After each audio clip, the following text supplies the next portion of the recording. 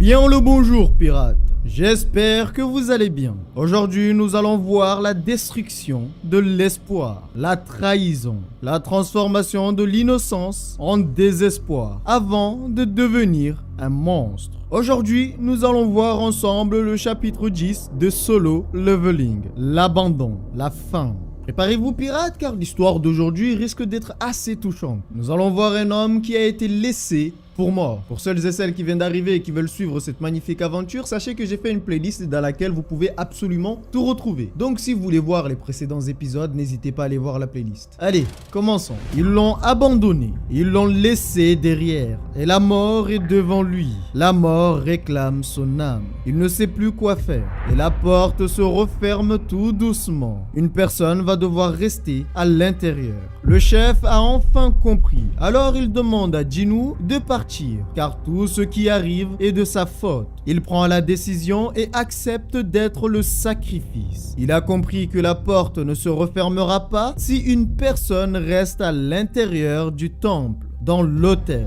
Ils pensent qu'ils sont jeunes et ont toute une vie devant eux. Il demande à Jui d'aider Jinwoo pour sortir du temple. Mais celle-ci n'a plus de force. Elle a perdu toutes ses forces et ne supporte plus cette situation. Son corps ne répond plus. Il a compris qu'elle a épuisé tout son mana. C'est la raison pour laquelle elle ne peut plus bouger. Ses jambes sont paralysées. Alors Jinwoo prend la décision de les laisser partir. Il se sacrifie pour le bien de Jui. Il veut que le chef parte avec Jui et quitter cet endroit. Le chef n'est pas vraiment d'accord. C'est lui qui doit rester. Les statues continuent toujours d'avancer dans leur direction et ils ne font pas de distinction. Celles-ci n'arrêteront pas avant que le sacrifice soit fait. En réalité, c'est une situation assez délicate car le chef veut se sacrifier pour répondre à ses péchés. Il sait que c'est à cause de lui que tout le monde est mort, donc pour avoir le pardon, il veut mourir à leur place. Mais le problème, c'est que Jui ne peut plus marcher. Jinwoo ne peut plus marcher non plus. Et les statues se rapprochent assez rapidement. Jui n'est pas non plus d'accord. C'est elle qui devrait rester selon elle. Mais Jinwoo lui dit qu'il lui avait promis un resto. Comment va-t-il pouvoir aller au resto si elle reste ici? Il lui donne le gemme qu'il a pu récupérer en tuant le monstre et lui dit de commander pour lui, de commander en avance. Il va récupérer le reste quand il va revenir. Cela ne lui fait pas rire. Elle ne veut pas l'abandonner ici. Alors le chef prend la décision de l'assommer et la porte sur ses épaules afin qu'elle ne soit pas une gêne. Il ne leur reste pas beaucoup de temps. Alors Jinwoo lui dit de prendre soin d'elle. Il lui promet qu'il va faire attention et va prendre soin d'elle. C'est la fin pour lui.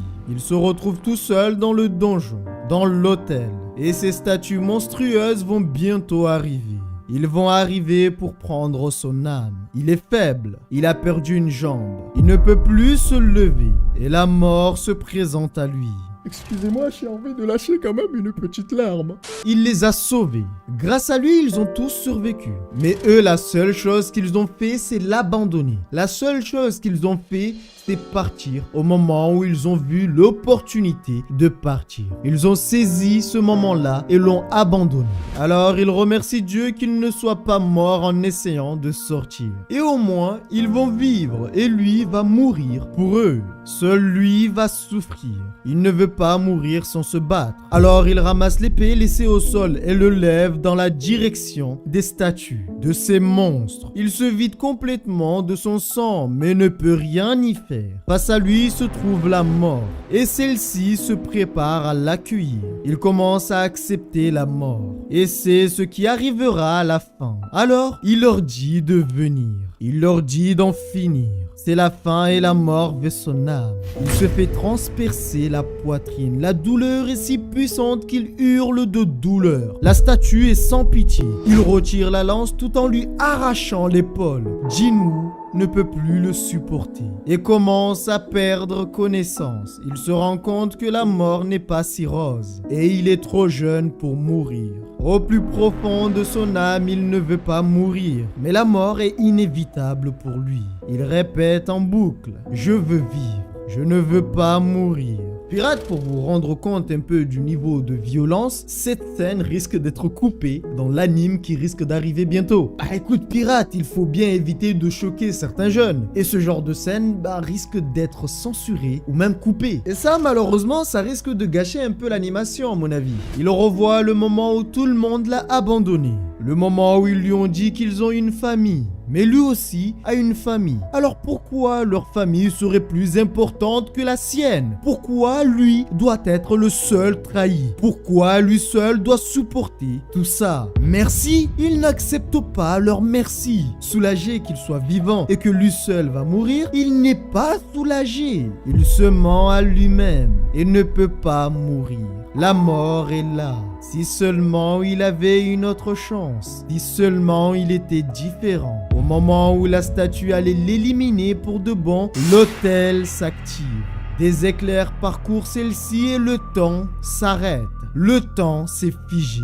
Une alerte s'affiche devant lui et dit: vous avez complété toutes les conditions nécessaires à la quête cachée. La bravoure du faible. Il ne comprend rien. Vous avez complété toutes les conditions nécessaires à la quête cachée. La bravoure du faible.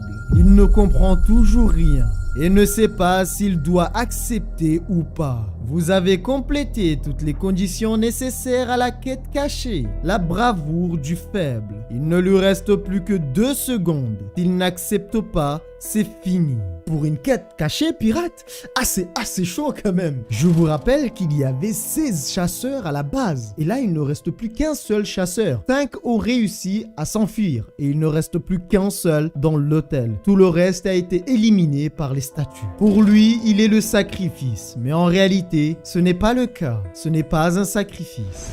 S'il accepte, il va vivre. S'il refuse, son cœur va s'arrêter et va mourir. Il a accepté. Et un autre message s'est présenté devant lui. Bienvenue, joueur. Quelque chose se produit avec son corps. Celui-ci brille et toutes ses blessures ont commencé à disparaître. Le joueur a rejoint la partie. Voilà pirates, c'est la fin de cette petite histoire. Alors je suis d'accord avec vous, l'histoire est assez courte. Mais pour le moment, je préfère rester sur des petites histoires. Et un peu plus tard, lorsque l'équipage commencera à s'agrandir, je commencerai à vous faire des histoires un peu plus longues. Pour cette histoire, j'ai trouvé cela triste, mais à la fois incroyable. Triste parce qu'il s'est fait abandonner et tout le monde lui a marché dessus. Incroyable parce qu'un monstre vient de naître. Une créature sans précédent vient de rejoindre la partie. Et vous allez comprendre un peu plus tard dans l'histoire. En espérant que la vidéo vous a plu, n'hésitez pas à donner votre avis, votre ressenti en commentaire. Prenez soin de vous pirates et n'oubliez pas que nous sommes des pirates et rien ne peut nous arrêter, même l'autel de sacrifice.